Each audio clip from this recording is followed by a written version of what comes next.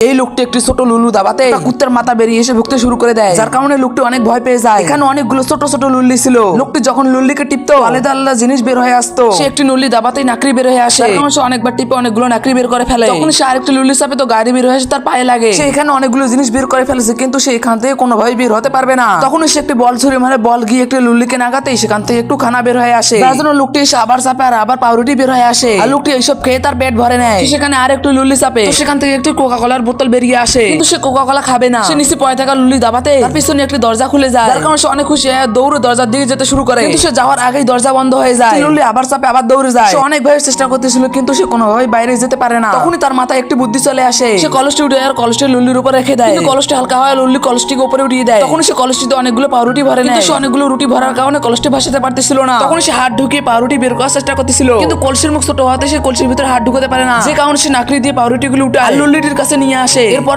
দেখার জন্য সাবস্ক্রাইব করে কমেন্টে পার্ট 2 লিখতে ভুলবেন না।